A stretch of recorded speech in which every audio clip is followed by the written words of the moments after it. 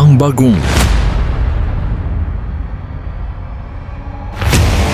James Santos' Channel.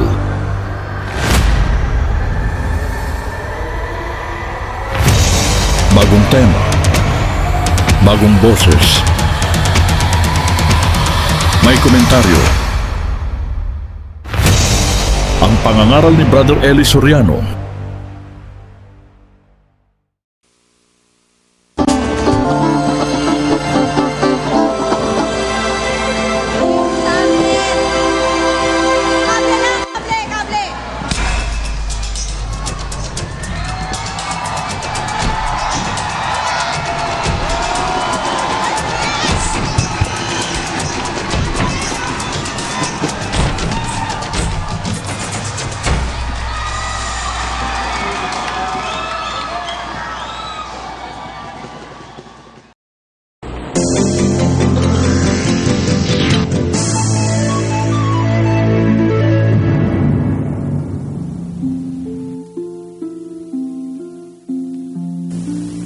Datapwat sinabi ni Jesus, "Pabayaan ninyo ang maliliit na bata at huwag ninyong pagbawalan silang magsilapit sa akin, sapagkat sa mga ganito ang kaharian ng langit."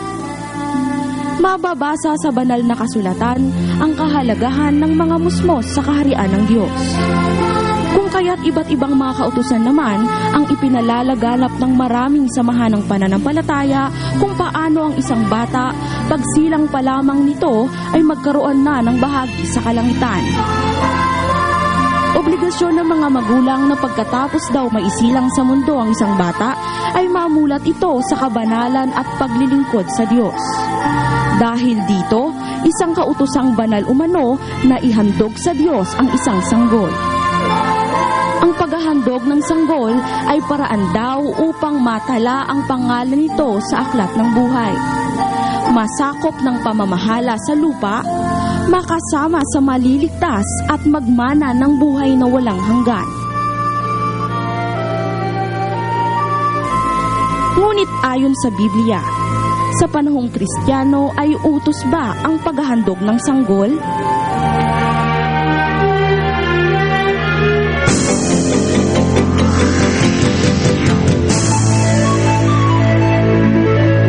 Maganda pong pag-usapan natin dahil hindi naman iisang iglesia lang ang nagpa-practice ng ganito. Yung sinasabing paghahandog ng mga sanggol. Ang isa din kapatid na Josel na kilalang kilala na gumagawa niyan ay ang mga iglesia ni Cristo ni Manalo. At meron pa din namang ilang mga denominasyon na nagsasagawa nito. Kaya lang wala tayong masyadong ganap na naririnig na paliwanag sa kanila. Basta ginagawa nila ito. Dapat nga po siguro ano mga ating ginagawa, maipakita natin ng batayan, lalo na kung ito'y nakasulat sa Biblia. Oo, ito yan. Kaya mga kababayan, saluhan niyo po kami. Baka mamaya nakagagawa tayo ng bagay na hindi sinasang-ayunan ng Biblia. O kaya naman, hindi naman natin nagagawa yung sinasang-ayunan ng Biblia. Baka mamaya, yung mga anak natin, dapat pala inihahandog natin, hindi natin ginagawa. Malaman po natin yan sa kabuuan nitong ating running debate sa gabing ito. Ayan. Mainit na usaping ukol sa pananampalataya. Ano ang masasabi mo? Paniniwala mo? Ipagtanggol mo. Itawag sa telepono.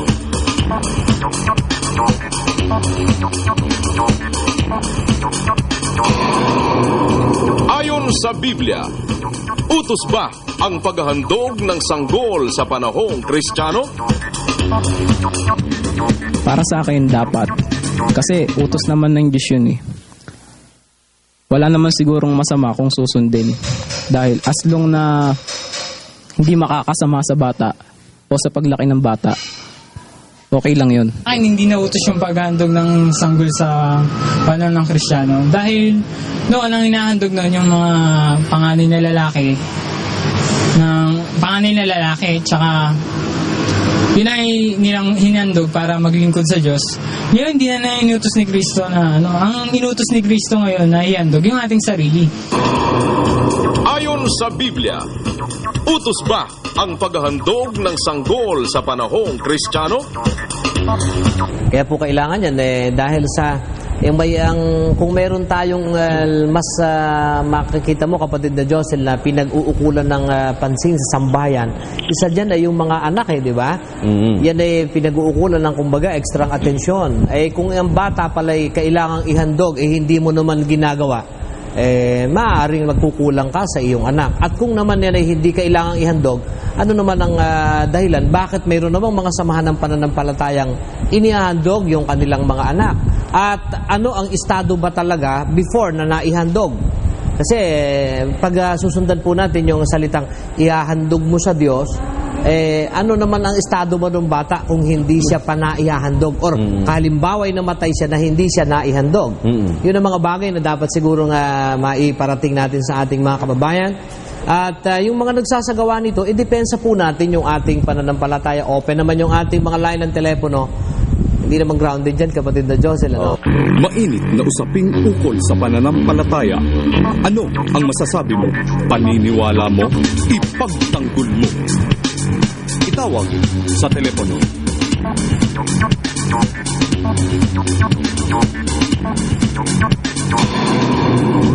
Ayon sa Biblia, utos ba ang paghahandog ng sanggol sa panahong Kristiyano?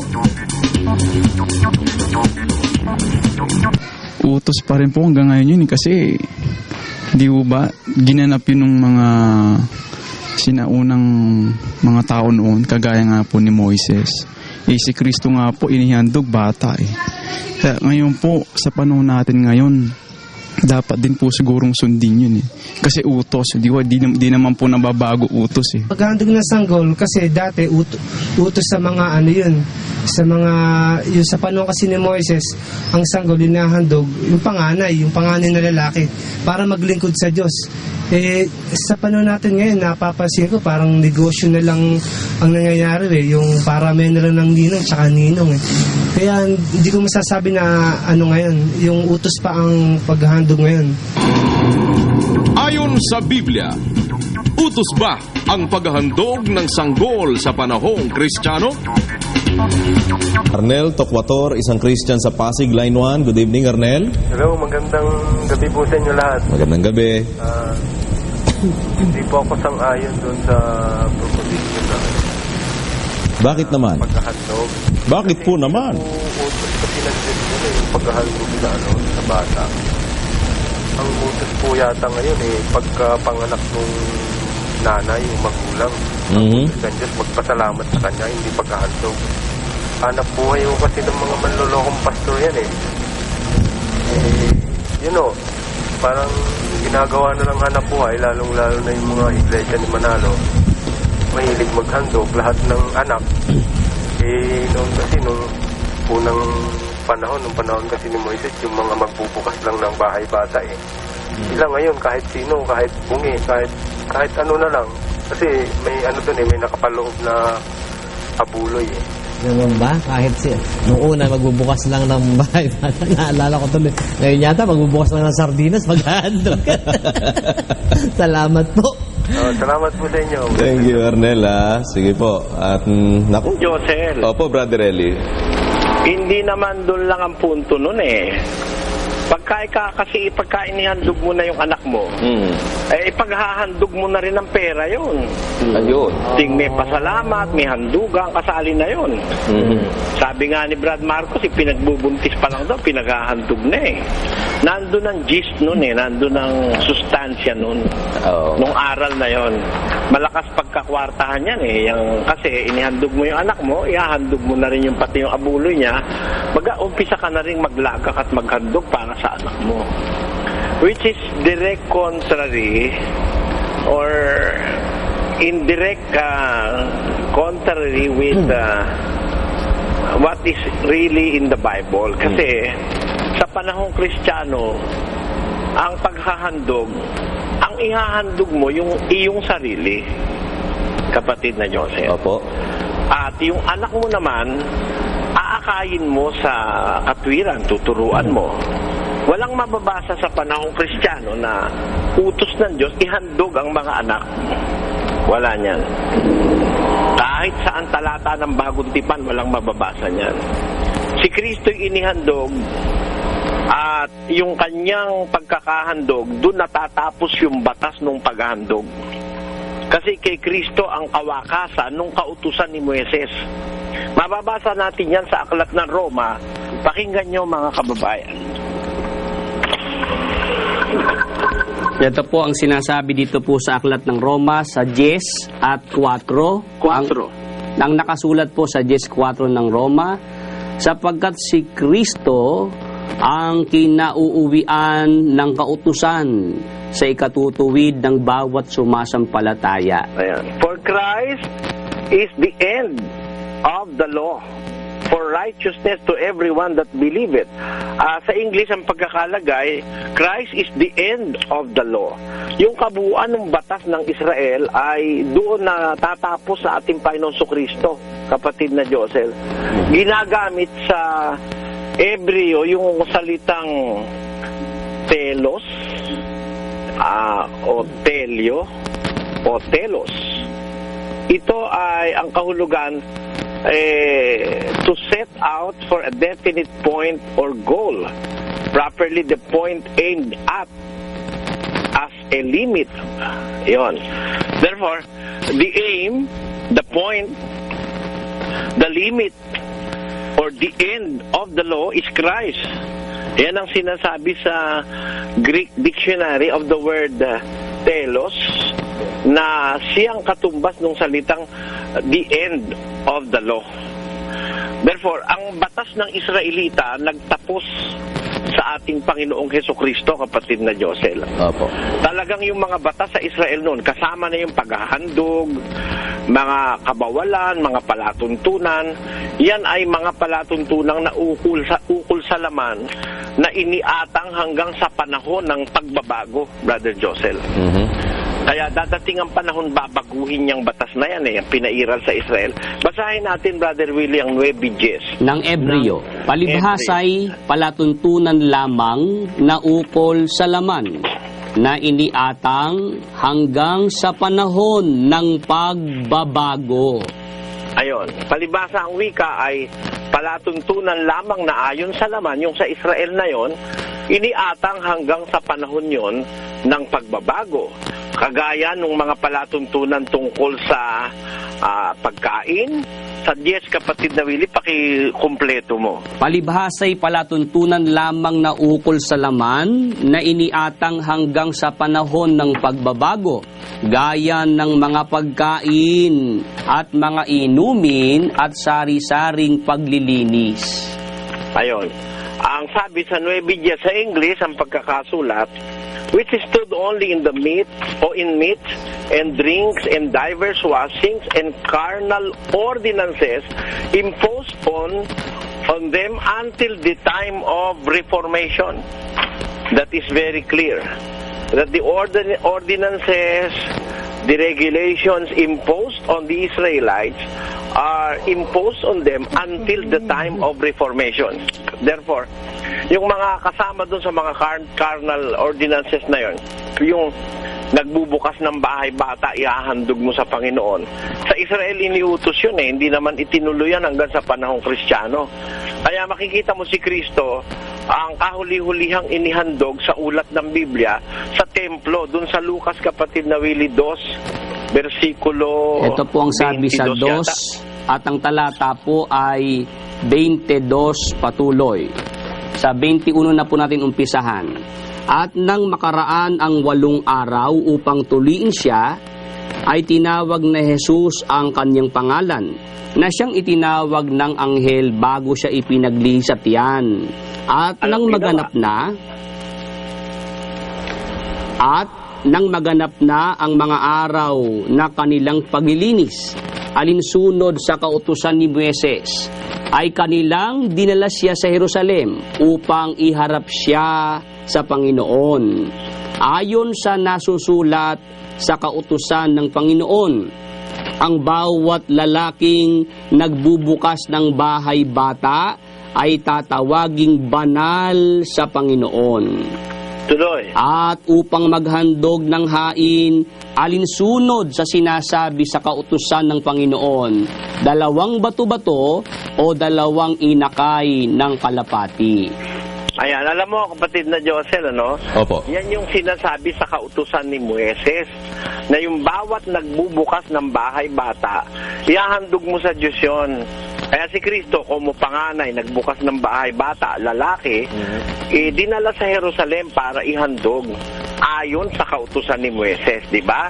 Tama po. Yung bang kautusan ni Moises, sa panahong Kristiyano, agaya ng paghahandog ng sanggol na lalaki nagbubukas ng bahay bata o panganay, sa panahon ba ng Kristyanismo, yung batas na kautusan ni Moises na yan, pinaiiral pa? Sangguliin natin ang mga apostol sa 13:39 ng gawa. Pakinggan nyo, mga kababayan. Ito pong nakasulat, at sa pamamagitan niya, ang bawat nananampalataya ay inaaring ganap sa lahat ng mga bagay. Nasa mga ito'y hindi kayo aariing ganap sa pamamagitan ng kautusan ni Moises. Kita mo, sa panahong Kristiyano, ang tao para ariing ganap sa pananampalataya kay Kristo. Nasa mga ito ang wika, hindi kayo aariing ganap sa kautusan ni Moises. And by Him, by Christ, all that believe are justified from all things from which you could not be justified by the law of Moses. Sa Kastila, pagkakasabi, y de todo lo que por la ley de Moisés no pudisteis ser justificados. En este es justificado todo aquel que creyere. Tanyo? Sa batas ni Moises, hindi ka ma-justify eh. Hindi na pinaiiral yan sa panahong Kristiyano. Kay Moises yan. Kaya maliwanag na yan ay pandaraya ng mga ministro ni Manalo na ituro yung paghahandog na... Oops, teka. Naputol yung linya natin.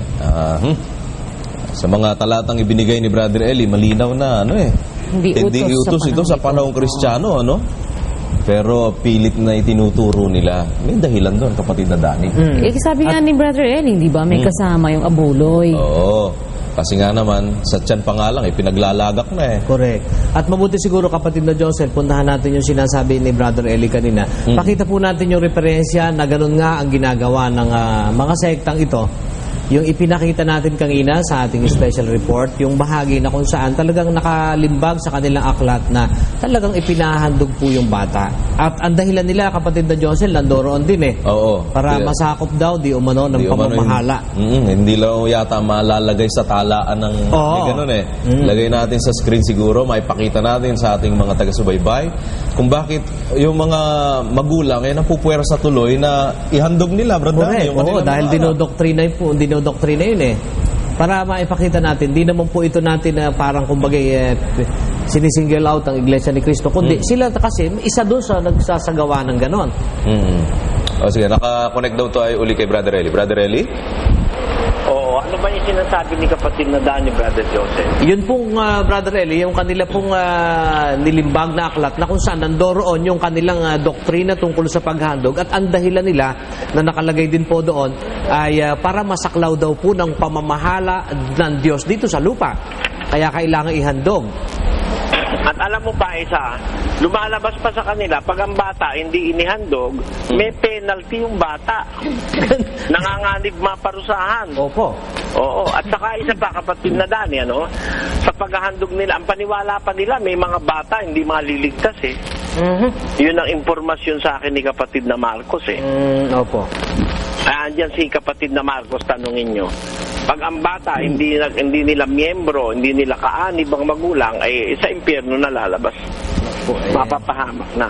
Sige, at tanungin. Yan ay napakalaking kamali ang aral yan, kapatid na Josel, kapatid na Dan. Opo, Brother Eli. Kaya gusto ko na talakayin natin yan kasi gaya ng sinasabi mo, mabuti pakita natin yung sinasabi mo, kapatid na Dani. At, ayan, sa screen po natin. Ayan, yan, Brother Josel, siguro, pakibasa mo na. Sa nakalagay dyan, ang hindi dapat malimutang banggitin sa panalangin ay ang mga sumusunod. Number 1, letter A. Matala ang pangalan ng bata o mga bata sa aklat ng buhay sa langit. upang sila'y masakop ng pamamahala sa lupa at mapabilang sila sa maliligtas at magmamana ng buhay na walang hanggan. Lalabas pag hindi na ihandog, hindi matatala sa langit, at hindi magmamana ng buhay na walang hanggan. Totoo. Saan kapritsyo yan? Saan niyang kinuha ni Manalo yung kapritsyo niya na yan? Meron ba sa Biblia? Meron batang hindi maliligtas? Sa Biblia, nakasulat sa Biblia, yung mga bata, ukol sa kanila ang kaharian ng Diyos. At kailangan nga yung matatanda tumulad sa bata para maging dapat sa Diyos Mabuti, basahin natin, Brother Willie, sa Biblia. Sabi po sa aklat po ng Mateo, yan po'y nasa 18 at 3 ang nakasulat po. At sinabi, katotohanang sinasabi ko sa inyo, malibang kayo'y magsipanumbalik at maging tulad sa maliliit na bata, sa anumang paraan ay hindi kayo magsisipasok sa kaharian ng langit. Kita mo? Yung bata ang ehemplo ng magiging dapat sa kaharian ng langit sa iglesia ni Manalo, pinapatunog na ang bata ay maiimpyerno pa, brother. Hindi pa maliligtas pagka hindi naihandog, hindi matatala ang pangalan sa langit, at hindi mabibilang doon sa mga maliligtas. Samantalang kay Kristo, ang bata, no question asked yan Yan ay talagang sa Diyos yung mga bata. At sinasabi pa yan sa isang talata, Brother Willie, dun sa 19:14, Brother Eli. 19:14. Ang sabi po sa talata, datapot sinabi ni Jesus, pabayaan ninyo ang maliliit na bata, at huwag ninyong pagbawalan silang magsilapit sa akin, sapagkat sa mga ganito ang kaharian ng langit. Ayun, huwag niyong pagbawalan yung mga batang lumapit sa akin, sapagkat sa mga ito ang kaharian ng langit. Definido yan na ang mga bata ay talagang tagalangit yan, kapatid na Josen, Opo. Pero ito, gumawa sila ng invento nilang kapritsyo ng kanilang sugo raw na ang bata ihahandog. Wala naman silang pagbabatayan nun sa Bagong Tipan Yung paghahandog sa Lumang Tipan. At yun, sakop ng batas ni Moises na hindi na ikapagiging dapat sa panahong Kristiyano. At ang ihahandog, mga batang lalaki na yung nagbubukas ng bahay bata o panganay, sila naman kay bunso, kay pagitan ng bunso at panganay, kay babae, kay lalaki, kay tomboy, ihahandog. Ganon.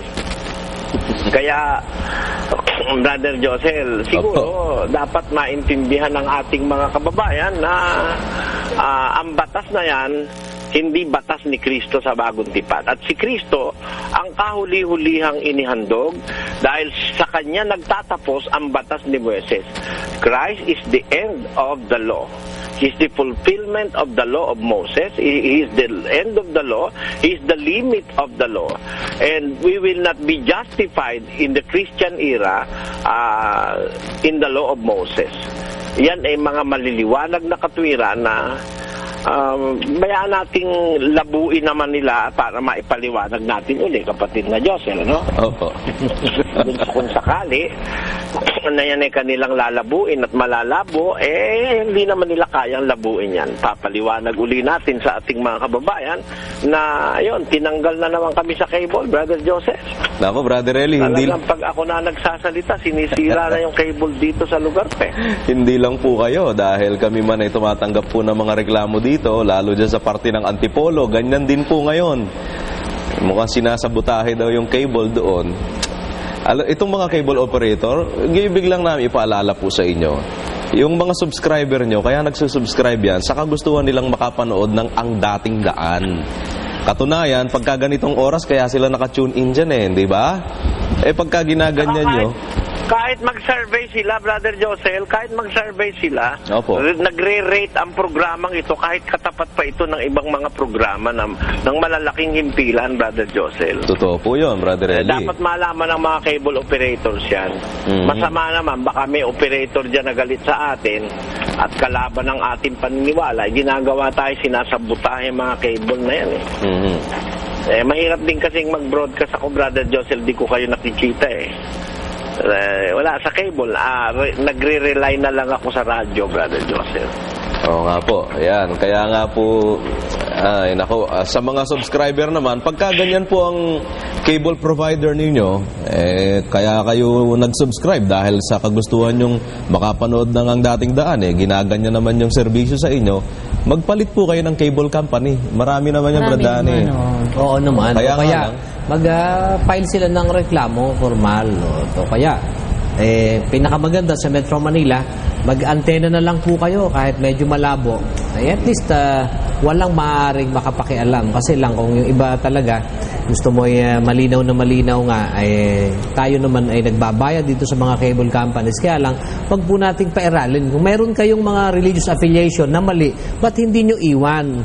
Kasi ang masakit ito, tao kasi ang operator niyan. Ang masama pa niyan, kapatid na Josel, yung mga technician lang ang nagdi-distort niyan. Minsan, wala namang kamalay-malay yung management ng cable company. Ito lang mga operator, itong mga technician, yan ang mga miyembro ng iglesyang hindi makapanindigan ng harapan. Mga demonyo, diretsahin mo na. Opo. Hindi makaharap ng harapan, ganyan ang pipirwisyohin. Kayo din po ang masisira niyan. Sa ating mga taga-subaybay, maliwanag naman ang ating mga taga-subaybay na alam nila kung sino ang kanilang pakikinggan talaga. Kapatid na Josel. Oo, kapatid na Danny. So, sige po. Okay na siguro, Brother Josel, no? Opo. Malinaw na yan para sa ating mga taga-subaybay. Binigay ko na yung stand natin, no? Na talagang hindi batas ng Biblia sa panahong Kristiyano, yung paghahandog ng sanggol. Unang-una, ang dapat ihandog mo, yung sarili mo, Brother Josel, nasa 12:1 yan ang aklat ng taga-Roma. Ito po nakasulat. Kaya nga mga kapatid, ipinamamanhi ko sa inyo, alang-alang sa mga kahabagan ng Diyos, na inyong iharap ang inyong mga katawan na isang haing buhay, banal, nakaaya-aya sa Diyos, na siya ninyong katampatang pagsamba. Kita mo, yung paghahandog pala sa Diyos, yun ang karapat-dapat na pagsamba. Pero ang ihahandog mo, hindi yung iba. Ang ihahandog mo yung sarili mo, Brother Joseph. Yan. Sarili mo ihahandog. Para si Kristo, siya yung halimbawa ng Kristiyano Si Kristo nung maghandog, hindi siya kagaya ng mga saserdote sa Israel nung araw, nag-ahandog para makaalis ng kasalanan. Ang daladala ay dugo ng tupa at saka ng mga baka, ng bulong baka, no? At mga kambing. Yun ang kanilang dinadala sa altar. Papatay sila ng tupa, baka, kambing, ihahandog yung dugo sa altar. Si Kristo nung siya dumating, mismong siya, yung dugo niya mismo at yung kanyang katawan ang inihandog niya na sakripisyo para sa Diyos. At yung pagkahandog na yon ay minsan at para sa lahat o magpakailanman. Sinasabi yan sa Hebreo Kapitulo 10. Pakibasa, kapatid na Willie. Sa talatang 10. Sa kaloobang yaon, tayo'y pinapaging banal sa pamamagitan ng pagkahandog ng katawan ni Kristo na minsan magpakailanman. Kita mo, once and by the which will we are sanctified through the offering of the body of Jesus Christ once for all. En la cual voluntad somos santificados por la ofrenda del cuerpo de Jesucristo hecha una sola vez. Ayan. Once and forever. Once and for all, sabi sa English. Yan ang sinasabi. Kaya si Kristo, nang maghandog, mismo sarili niya inihandog. Wala siyang inihandog na iba. Ganon din ang Kristiyano, inutos sa Kristiyano, maghahandog tayo, yung sarili natin ang ating ihandog, Brother Joseph. Yan po ang napakalinaw. Ating mga anak. Opo. Yan, hanggang dyan muna, mga kababayan. Opo, Brad. Ay, kasi saka, bakit po marami nagsasabing salvage, Brother Eli? Kasi po kanina po sa SM, checker po kasi ako Kasi tinanong yung asawa ko po kasi kapatid na po. Tapos sabi niya, diba yung asawa mo dating daan? Tapos sabi ko, diba salbahe yung namumulo sa kanila? Sabi ko, bakit mo naman yung galit ng salbahe? Kasi marami daw nag-aaway sa kanya. Sabi ko, hindi, kasi marami kasi siyang kaaway. Siyempre, di ba, pag mabuti ka, marami kang kaaway na masama. Di ba po? Kasi marami nga pong nag-ano sa akin. Bakit?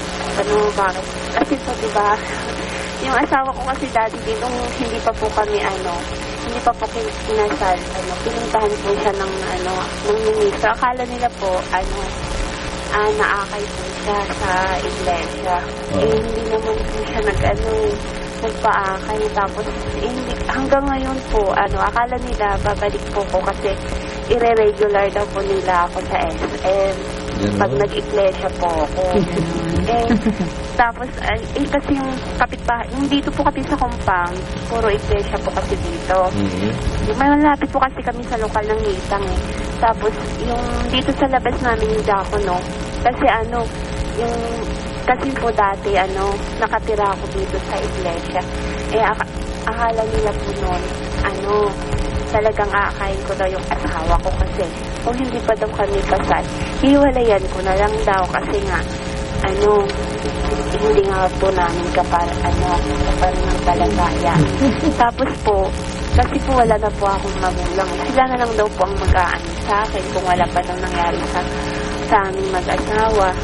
Tapos, sabi ko, naguguluhan po ako. Sabi ko, siyempre mahal ko po yun kasi asawa ko Saka, kasi yun nga po, mapapariwara daw yung buhay ko. Di sana, kung totoo yung mga sinasabi nila, napariwara na yung buhay ko ngayon. Ministro ba ang nagsabi sa'yo, Annalisa? Nahiwalayan mo na lang, ministro? Kasi po, nung hindi pa po kami kasal noon. Oo, ministro ang nagsabi sa'yo? Opo, pumunta po sila dito sa bahay namin. Tingnan mo yan. Opo, pinuntahan po kami mag-asawa. Tapos nagdala pa po sila ng guard kasi, yung parang, di ba po yung ministro pag umalis may kasama. Yun nga po, parang inaano yung asawa ko na, parang gusto nilang tanongin kung ano ba yung, kasi may dala silang Biblia.